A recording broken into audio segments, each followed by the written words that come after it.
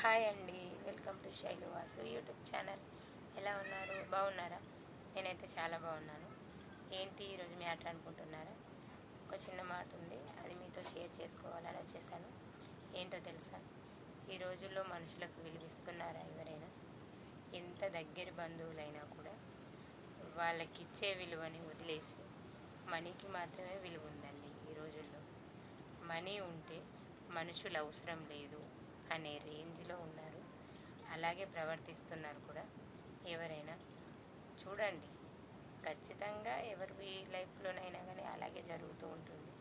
కాకపోతే ఒకరికొకరు చెప్పుకోరు అలాంటి పరిస్థితులు. కాకపోతే ఖచ్చితంగా అలాగే జరుగుతుంది. ఈ రోజులలో మనీకి ఉన్న విలువ మనుషులకి లేదు. మనీ పోతే వస్తుంది, కానీ మనిషి దూరం అవుతే దగ్గర అవుతారా? రారు.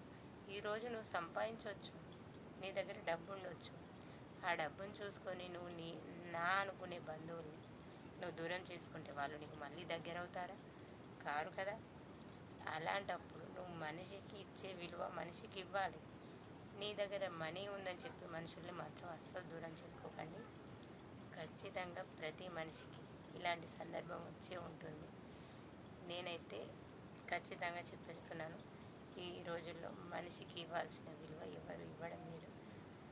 మనీ ఉన్న వాళ్ళైనా మనీ లేని వాళ్ళైనా కానీ మనుషుల్లాగే మన వాళ్ళని మన వాళ్ళలాగానే అనుకోవాలి.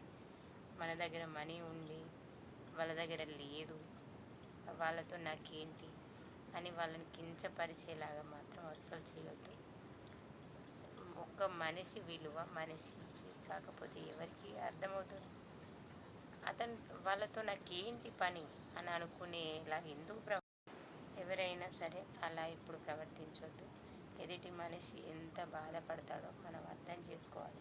మన దగ్గర ఉంది అని చెప్పేసి వాళ్ళని అలా బాధ పెడితే వాళ్ళు ఎంత బాధిస్తారు. దేవుడు మనకు అంతకంటే రెట్టింపు బాధని మాత్రం ఖచ్చితంగా ఏదో ఒక క్షణంలో తప్పకుండా ఇస్తాడండి. మనం ఎదుటి వాళ్ళకి చేసే పుణ్యాన్ని బట్టి మనకి మనీ అనేది ఒక లక్ష్మి రూపంలో మన ఇంటికి వస్తుంది.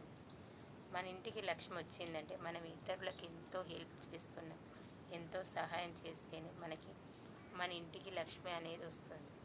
నువ్వు అలా నీ దగ్గర మనీ ఉంది అని చెప్పేసి నువ్వు అలా ఎదుటి వాళ్ళని బాధిస్తూ బాధ పెడుతూ ఉన్నావు, నీ దగ్గర ఉన్న మనీ కూడా నీకు చిరకాలం నిలవదు. ఇది మాత్రం ఖచ్చితంగా చెప్పగలను. అందుకే ఎవరైనా సరే అలాంటి ఉన్న వాళ్ళైతే ఖచ్చితంగా అలా చేయడం అయితే మానుకోండి ప్లీజ్. నేనైతే ఎవరిని బాధ పెట్టాలని అయితే కాదు, కొన్ని సందర్భాలను బట్టి అయితే నేనైతే ఈ వీడియో చేస్తున్నాను.